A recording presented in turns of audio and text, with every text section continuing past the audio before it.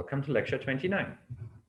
In this lecture, I'm going to have a second iteration of considering the time delay in relativity. Recall that back in lecture 5, we talked about time dilation in special relativity. We found that moving clocks are appearing slow to resting observers. And this effect is key to understanding, for instance, cosmic ray data that we find on Earth. So what we want to do today is that we want to consider a generalization of this time dilation effect that comes from considering general relativity rather than just special relativity. Now, we will find that there will be a dilation effect that's coming from, if you want, so gravity, and this effect will be in addition to the time delay that we have in special relativity. To get started, we consider the time delay in special relativity. So back in lecture 5, we were considering particles such as muons, which have a proper time increment delta tau. And in special relativity, where our metric here is just the metric of Minkowski space, that time increment squared is just minus the line element, and that is equal to, in Minkowski metric, dt squared minus dx squared. We can pull out the dt squared from the right-hand side and find that the right-hand side is just dt squared times 1 minus dx by dt squared, and dx by dt is nothing else but the velocity of the particle, so it's just v squared. So an observer thus, if you take the square root on both sides, will see time increment dt that is given by the time increment of the muons, delta tau, divided by the square root of this factor here, which is, or the whole thing, 1 over the square root of 1 minus v squared is nothing else but the Lorentz gamma factor.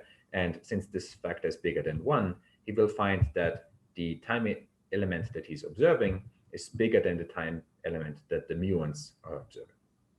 So special relativity then predicts that if you have a time increment for the muons, so the muons themselves are experiencing something like a nanosecond delay, then the distant observer will find a time interval that's actually more than 1 nanosecond, which is just this time delay that we found in special relativity. In particular, if the velocity of the particle, the velocity of the muon in this example, is equal to 0, then the two time units or time intervals are exactly the same, and there's no time delay in special relativity. In this lecture, let us now reconsider the same example of muons, but not traveling in a Minkowski spacetime, but instead traveling in the present of a Schwarzschild metric. For simplicity, we'll take the muons to travel along the radial direction, such that their radial increments delta phi and delta theta are equal to 0. If we sort of start out with the same equation, that the time increment of the muons is given by minus the line element, then we find that if we plug now the Schwarzschild metric into G mu, this result sort of gives us the Schwarzschild factor A of r times dt squared minus dr squared over r.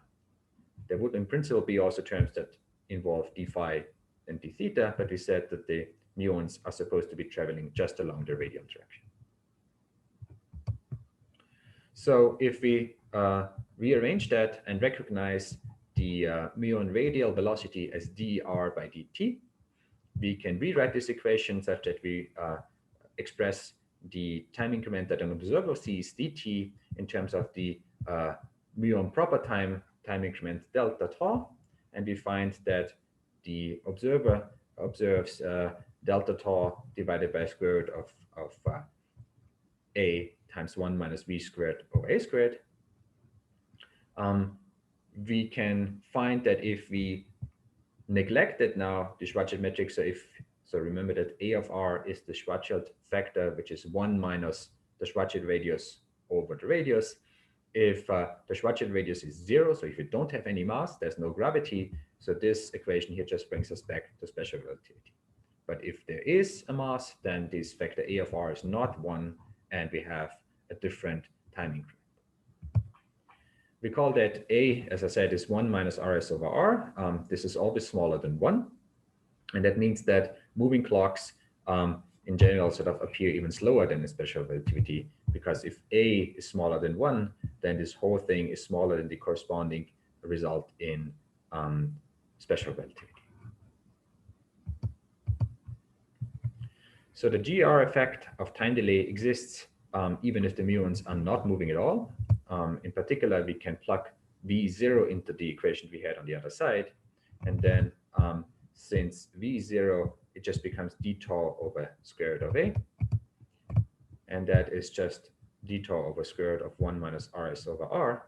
So we find that for a distant observer, meaning an observer that is located very, very far away from the center, so that R is much, much bigger than 1, then the observer will find that, for instance, if he looks back and looks back at a clock on Earth, for instance, that clock on Earth appears to be running slow. I should add that, of course, this effect is not okay. So basically, if we sort of want to turn it around, we want to sort of have an observer on Earth, so at some finite R, looking at a clock that is very, very far away, so very far away from the gravitational field, then of course this effect reverses, and we find that the observer on Earth will find a clock that is out in space to appear faster than a clock that's close to him. So lastly, I want to point out that this time delay is not just a time delay for muons or other massive particles. It exists even for massless particles such as light. So light particles are called photons. And if we want to consider light particles moving radially out of a Schwarzschild geometry, we have a formula that's similar to the one before, but light particles have line element ds or g mu nu dx nu equal to 0 and not equal to the proper time element. So that means that if we evaluate this factor here in terms of the coordinates dt and dr, we get an equation that now links these two to be equal to 0. We can again rewrite this and say that for a distant observer, dt by dr is just equal to 1 over the Schwarzschild factor A. So I just solved this equation up here. So dt by dr is equal to 1 over 1 minus Rs over R. And we can calculate, for instance, the time that an observer sees a photon traveling outward from a Schwarzschild metric at position R to position R plus delta R. So we can just use this equation and integrate up the time increment dt or delta t that we get if the photon goes from R to R plus delta R. It's just integrating up this equation. So if we plug in this factor of 1 over R in here, this is the integral we have to solve. This is just a logarithm, and we find that the time increment that we get, or the time interval that it takes a photon to climb out of the Schwarzschild metric traveling a distance from R to delta R, is then given by this sum here. Now you should contrast this with the corresponding result for a photon that's just traveling in empty space. Since photons travel at the speed of light, they usually traverse a distance delta R in a time that's delta R divided by the speed of light, which is 1. So for empty space, the time interval that it takes a photon to travel distance delta R is just delta R in natural units. So there's this additional factor here for a photon in a gravitational belt. So again, for light in Minkowski space, we would expect that it takes a time delta t is equal to delta R for traveling a distance delta R. In GR, the distance is the same, but it takes the photon longer to climb up the gravitational well. It's longer because if we look at this logarithm here, the numerator here is bigger than 1, is bigger than the denominator.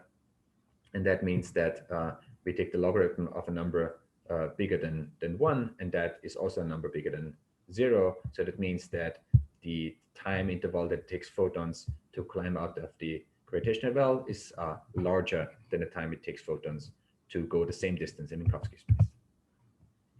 So photons take longer to climb out of a gravitational belt than in empty space.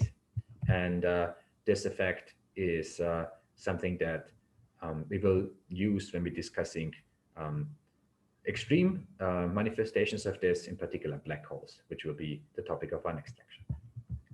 And this concludes the lecture.